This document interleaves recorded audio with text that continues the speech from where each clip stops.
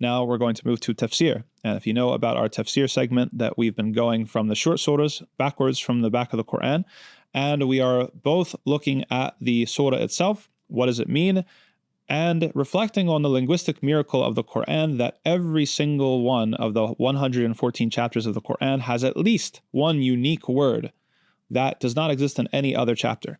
Now that's really remarkable, especially because some of the chapters are extremely short. In fact, the surah that we're going to recite today is the shortest chapter of the Quran. It is only 3 sentences.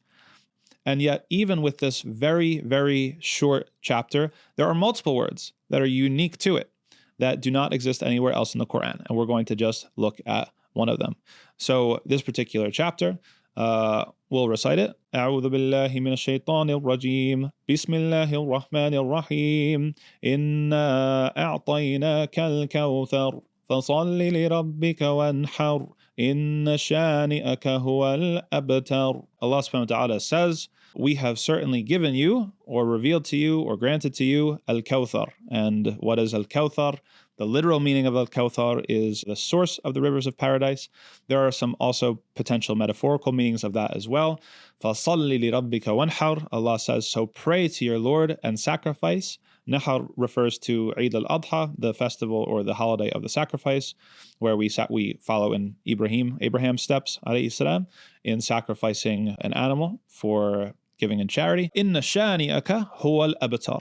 Truly your enemy, he is the one that is cut off. And as you can tell, there's a context behind the revelation of this particular chapter, that the Prophet Muhammad sallallahu alaihi wasallam had daughters that survived childhood, but did not have a son that survived childhood. In fact, he had 3 baby boys in his lifetime. And when the last of them passed away, some of his opponents mocked him. Because, as you know, Qurayshi society was a very chauvinistic one. It was a very masculine supremacist one, that they viewed women very badly. And they favored having male sons, having boys, much more than they favored having girls. They were very sad or upset even. Allah references this in the Quran, that their faces would become dark and gloomy if they were told the news that they were to be having a baby girl. Even some of them went to the extent of burying their baby girls alive. That's infanticide. This was something that was practiced in Arabia that Islam came to change and to correct and to fix. And so when the final son of the Prophet Muhammad ﷺ died as a baby, one of his enemies came up to him and, basically gloating in this fact, said that you're cut off, Muhammad. Nobody's going to remember you. You're not going to have any lineage, because the Arabs at that time, they understood as lineage as only having to do with sons and going through the male line. Now, Allah revealed this chapter immediately in response to this claim, that he said, it is certainly your enemy who is cut off, rather than you, O Muhammad. And certainly, what is the most popular boy's name in the world right now? And for some time it has been, it is Muhammad. That Allah is giving a reminder that He, the Creator, He is the one that gets to decide people's fate. He is the one that gets to decide whether people are remembered or whether people are forgotten entirely. And certainly, the person who said this, and I'm intentionally not mentioning his name, the person who was gloating in the face of the Prophet Muhammad ﷺ and threatening this sort of threat, or trying to make him feel bad for this turn of events, nobody remembers his name. I mean, in Islamic circles, we know his name, but if you go to any random person on the street, he's forgotten. So there's a turning of the tables here, where Allah caused the particular individual who made this very mean and insulting remark to be forgotten, whereas the Prophet Muhammad ﷺ, despite having no male lineage, was not just remembered, but the most remembered of anybody. Allah subhanahu wa ta'ala is Al-Khafid Al-Rafi. 2 of his names that reflect his activity and the things that he does, he is able to elevate and he is able to humiliate. He is able to take somebody who is obscure, and we've seen this happen especially in the last 12 months in Gaza, in Palestine, people who nobody knew existed, and they have one striking moment of humanity. Think of Khalid, right? Think of the other sort of heroes that we've become familiar with, where they were obscure, they were unknown, nobody knew their names or the fact that they existed, and all of a sudden in one moment their humanity goes viral and all of a sudden everybody is talking about them. And then you'll have other people who will try very, very hard to do things to make a name for themselves, and they will be completely forgotten. That's up to Allah. We are studying Atomic Habits. So the last 2 chapters in the section about making it easy are first how to stop procrastinating using the 2-minute rule. And then the last chapter is how to make good habits inevitable and how to make bad habits impossible. So when it comes to the first one, how to stop procrastinating by using the 2-minute rule, he gives a very powerful analogy. He says that habits are like entrance ramps to a highway, meaning that there is a cumulative effect to habits. The choices that you make in the day help set the table or set the stage for the next set of choices that you have to make. And so there's something of a momentum at play here, that if you make a good decision and you start to embark on a good habit, it unlocks the next set of possibilities, which are better than if you had chosen a bad habit, right? So whether you look back at the end of the day and say, well, this is a good day or this is a bad day, it often comes down to, well, what were your choices? Did you make an overall good amount of choices or choices for good habits? Or did you fall into bad habit and then got really taken down into bad habit after bad habit after bad habit? And this should be familiar to us when it comes to Muslims, especially how we make our prayers. Think about the type of prayer that you have when you are in a rush, okay? Your meeting went over. There's 10 minutes left in the prayer time. You run into the bathroom, you splash some water around, you hurry to the prayer rug, you kind of check nervously to see that you haven't missed the time, and then you pray. And let's be honest, that prayer is not your best prayer. It's not your most concentrated prayer. Compared to if you are able to organize your day where in half an hour before the prayer is due, you are stepping away from your work or you're stepping away from your duties. You very calmly are able to focus on your purification. You come to the prayer. You are able to do some extra prayers before. You are doing remembrance of God. You're doing your invocations. And then you're able to step into the prayer having done all of that. You know that your prayer is going to be way better. Okay, you're going to be way more attentive, way more pious, way more reverent to the Creator in that prayer. Sometimes we can't help it, okay? There's circumstance, but sometimes we can. Sometimes we do have control and we do have choices. And the choices that you make set the stage for the next set of choices. And so if you're able to do these things, there's a cumulative effect and there's momentum. When we talk about this phenomenon in habit formation, okay, sometimes our goals or our habits are too grandiose. They're too big, they're too large. And so it's easy to procrastinate. So for example, if you make your goal, I want to have an attentive prayer, so I'm going to block out a half an hour for my prayer, okay? That's good, but it might seem like a very big commitment. It might be a little bit daunting.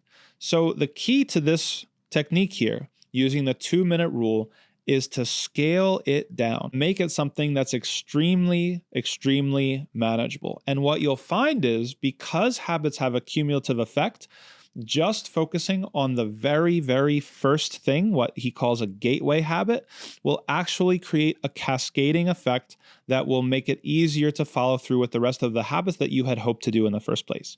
So instead of saying that you want to read more at night, let's make it just read 1 page a day. It might sound crazy. That might sound like nothing. Like I take this book. Let's say you're having a hard time finishing this book, okay? And you've told yourself, well, I need to read a chapter and I need to read this much. No, just read 1 page a day, okay? Do you realize that in a year's time, you'll have read 365 pages, right? That's over. Usually most books are not that long. Instead of saying, I'm going to go for a run or a workout tomorrow morning, let's just say you're going to put out your work clothes and your goal is to change into your work clothes. What are you going to do in your workout clothes after you change into them? You're just going to go and make eggs or have tea? No, you're going to go work out, right? Now, this is called a gateway habit.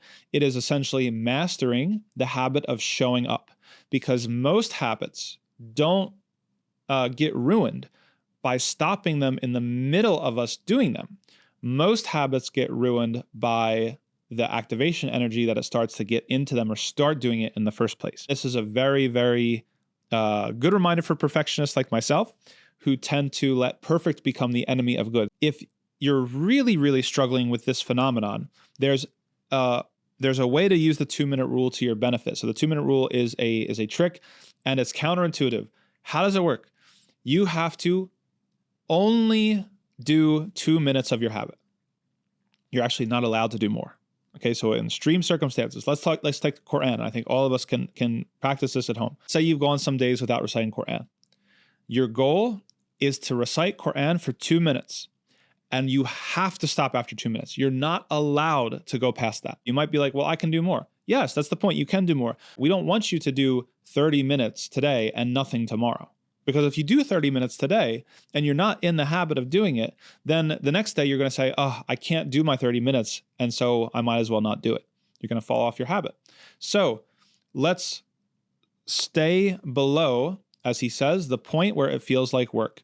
If it's working out, work out for 2 minutes. Read Quran for 2 minutes. Doing chores or a particular chore that you don't like, do it just for 2 minutes and then stop.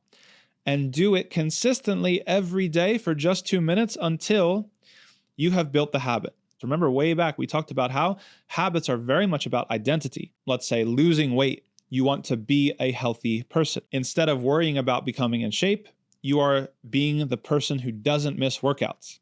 Look at that. Are those workouts 2 minutes long? Yes, they're 2 minutes long. If you're able to do this consistently, you will solidify your identity as somebody who doesn't miss workouts, somebody who sticks to the plan, and you can worry about scaling up the habits later. Now, the next rule, how to make good habits inevitable and bad habits impossible. And he gives a really funny story of Victor Hugo, the famous French author, who was under a deadline to write a book from his publisher. He was procrastinating like all of us do. So you can feel good because even Victor Hugo is procrastinating. So in order to meet his deadline, I think he had something like 6 months to turn out a novel, and he hadn't done like anything on it.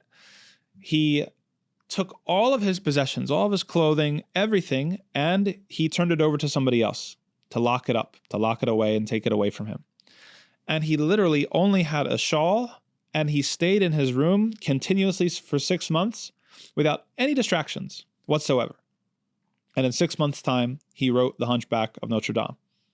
So that was how sometimes with your habits, you actually have to remove the bad habits or remove the temptation for bad habits. You have to make your bad habits impossible in order to unlock the inevitability of your good habits. Victor Hugo locking up his possessions would be called a commitment device. A commitment device is a choice that you make in the present that controls your actions in the future. Let's say that you want to eat smaller portions, okay? Rather than plate up a huge plate of food and only eat half of it. Most people don't have the self-control to do that. You use a smaller plate. If you eat off of a smaller plate, you are automatically determining how much food you can eat. If you take the television out of your bedroom, you can't watch it in the bedroom. So it's a very, very easy fix. You're making choices as a commitment device that is going to help you, or it's going to make the bad habit impossible. What this does, it allows you to take advantage of your good intentions and plan for the times where you might fall into temptation. Because everybody has good intentions and says early in the morning, I'm going to do this, I'm going to do that, right? But then when push comes to shove, there's always this little temptation along the way. Oh, I wonder what so-and-so put on social media. Oh, I wonder if there's anything new in the news. Oh, I wonder if anybody messaged me. And then you check. And when you check, you are opening up a bad habit. And now you've scrolled for 20 minutes and you completely forgot what you were doing. It's not an accident that scrolling is so addictive because it requires zero effort whatsoever.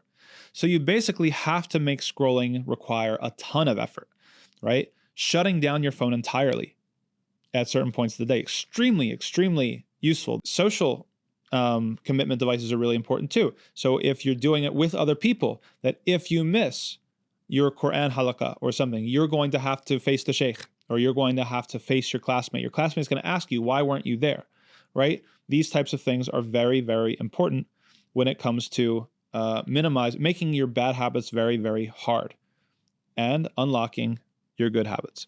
So that's all we've got for you this week. I hope everybody is having a good week and they're in good health and good iman. Inshallah, we hope to see you next time on the program. Barakallahu fikum. Assalamu alaikum wa rahmatullah.